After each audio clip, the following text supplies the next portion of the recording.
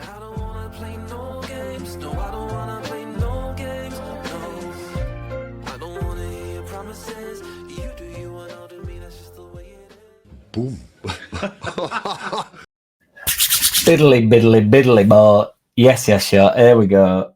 There ain't nobody down round here. You know what time it is. Get that badger in and on and over here. We had to move back to get his greatness in. We are on the videos relentlessly. If you could support the channel, guys, it'd be much appreciated if you could drop a like. The record is 741 likes, which we need to try and breach for the video Di Marida Rapida, which is a quick shit vid.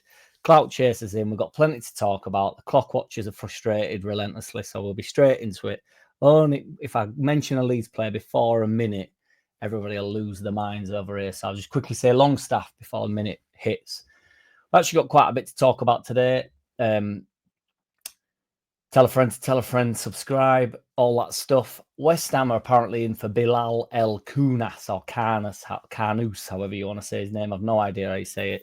I don't even think I'm saying Bilal right, because it's probably not Bilal. It's probably like Bilal, something. I don't know. But we don't Google it. So people say, like, oh, your pronunciations are shit, mate. And then I'll get odd texts saying, oh, you don't say his name like that.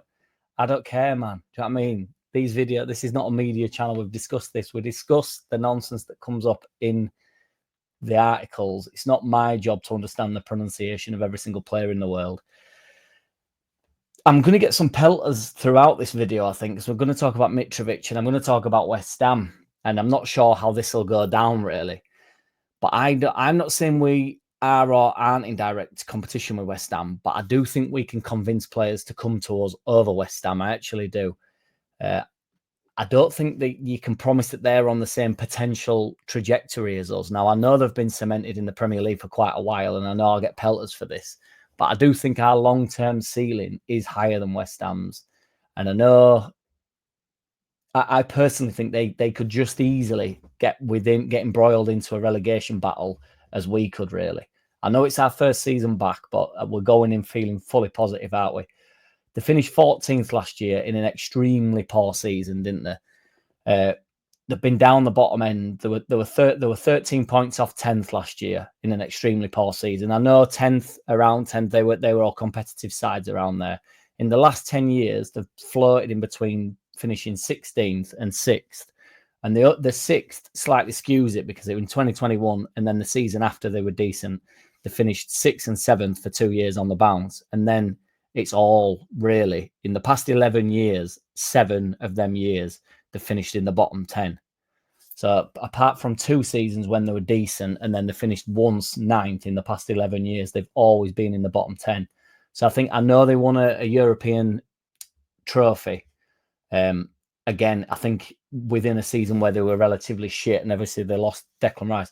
They've lost Moyes. I also don't really trust Potter to my whole nth degree, to be perfectly honest. I think he's a decent enough manager and he did well at Brighton, but everybody seems to do well at Brighton, don't they? So I'm not 100% certain he goes and gets the job done, really. It depends what type of football he wants to go and play. Moyes got a lot of stick for being boring. That's my only worry with Everton. I do think he'll sort it out. I think Moyes knows how to stay in the league. I know he's had previous relegations and stuff, but they always do when they're down bottom end. I still think Everton will struggle in general.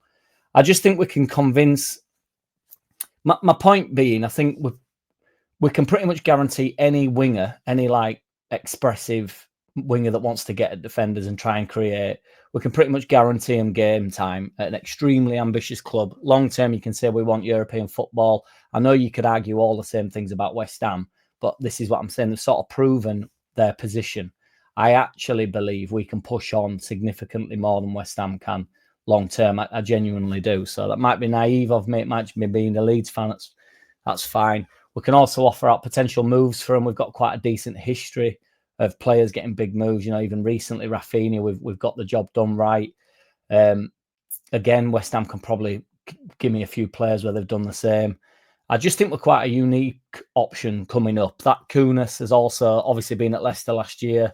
It played really well in a terrible side, and it's difficult to be good in terrible sides, as is obvious. But particularly, the hardest thing in football is creating and scoring goals. And when you're doing that when you're creating in poor sides, you can definitely show your worth. So I don't think he'll be even if it's used as a stepping stone, he's still a young man as well. There'll be more competition at West Ham. I think Farke can have a more frank conversation with him. There's talks that Somerville's coming back for West Ham. He's telling Soucek that, no, Soucek's a centre midfielder, but apparently Soucek's not guaranteed game time. He's been on the bench a lot, and he's been one of their mainstays really for the past few years. Certainly under Moyes, he absolutely loved Soucek and Rice in there, didn't he? They were a brilliant partnership. So, and obviously there's time to turn over and go to the next stage, isn't there, for West Ham and players like Soucek, who I actually wanted at the start of the season until we signed Stack and Longstaff.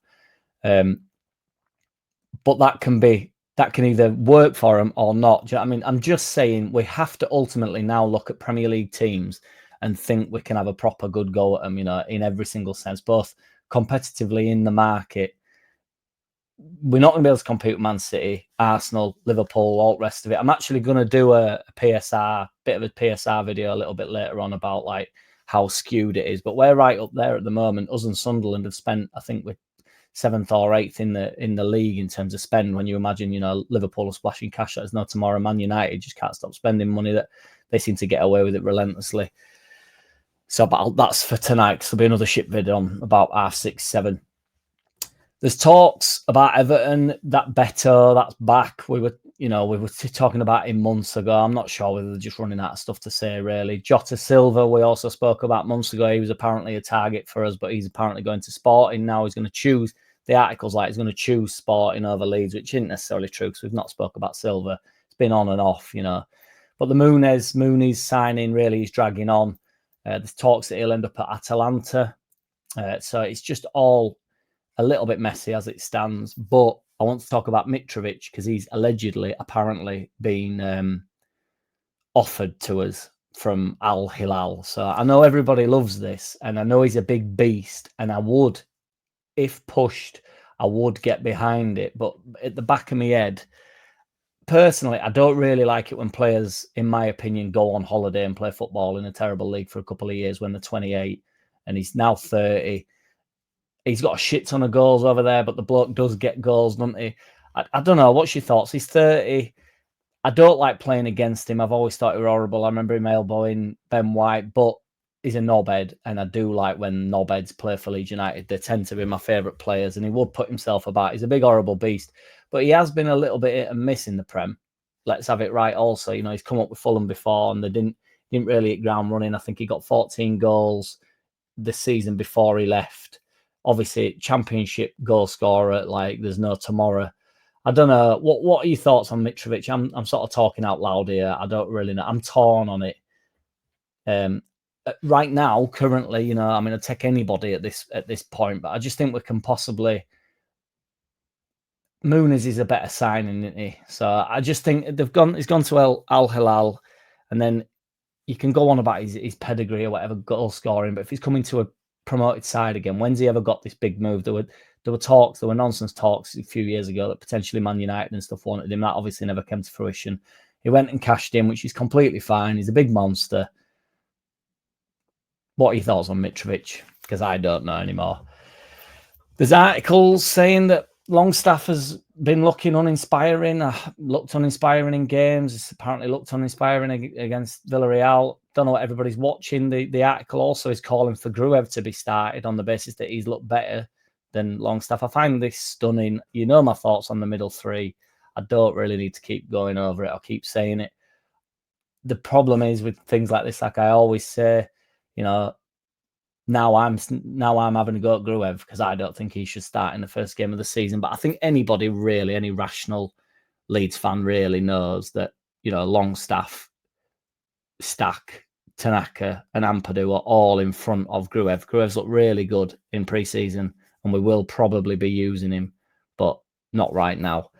Charlie, well, certainly not for the first few games, maybe a decent substitution to shore stuff up. So we go, 2 holders, because we'll always, if we're going 3 at middle, we'll always lose a midfielder during games. One of them will be substituted out for either, any of them. Tanaka will be coming on, or Gruev will be coming on, or Tanaka will have started and Longstaff will be coming on, Stack, Ampadu, etc. That we're strong in that position.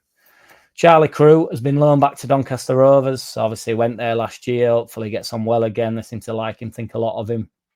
Jeff Stelling has made some comments about Leeds United and our chances of staying up. Alan Shearer also thinks that we'll be all right. The only reason I'm mentioning that is because it's good for the clickbait, and it's good that just a few pundits aren't writing us off, because I'm sort of sick of it, sick to back teeth of hearing that we're not going to be staying up. But you know, there is at least, I don't like Alan Shearer, he gets some tits, but I think he's a bit of a dumbo. But you know, and then somebody go, you can't score that many goals in Premier League and be dumb. Like, well, you can. Your brain doesn't have to be the sharpest tool in box there to get goals, but got goals, so he did, Alan Shearer. Andy Townsend has also mentioned the importance of the start to the season, which I know is obvious, but it is worth reiterating, and we do keep saying it. But it's not just to instantly get some points on board, is it? It really is a confidence thing. If we start off poorly and get beat easily to Everton and then get thrashed to Arsenal without giving anything, it can get into the players' heads pretty quickly. All I will say, that is why the Premier League experience of players like Longstaff, who is a proven player, is essential. Hopefully Beale's got that type of mentality. Hopefully Stack's got that type of mentality. They seem to have strong mentalities, but you never know until adversity, do you? Ampadu's the club captain. I think he's got plenty of minerals. He'll be able to deal with the tough times, I do believe. He's also had tough times in his career, in relegation battles and stuff, which I'm not promoting relegation battles because I don't think we are in one. Certainly not yet. The season hasn't started. Bogle's better on ball than Cafu, so I'm not worried about him sort of affecting games. He will be on the ball. That's how we'll go about it. Rodon seems to love it. Perry seems like a big-time player, shoring up the back line. Strong, big man. Dan James knows what it's about. He's been at, I don't want to say a top club because it's Man United, but that he has. Premier League experience, also been in tough times. Nonto been in the league before, plenty of tough times. Pascal, Struik's been there, will be wanting to prove himself. You know, we are starting to, but we need to look at the positive side of things and look at our players and say, actually, we could have a good fist at this. That's what I was saying in yesterday's video about we need to be competitive before we bring any top player in. There's a couple of top players yet to come in, and I do believe they will come in. Stick with me. There'll be another ship vid a little bit later on. Shout out to each and every which one. If you could like, subscribe, watch the videos to the end if you can. It really helps the algorithm and all that stuff. We're in new territory, new job. We're heading into scary times. So I could do with your support in these times. Take it easy, everybody. See you soon. In a bit. Talk shit. I don't wanna play no games. No, I don't wanna play no games. No, I don't wanna hear your promises. You do you and I'll do me. That's just the way it is. Boom.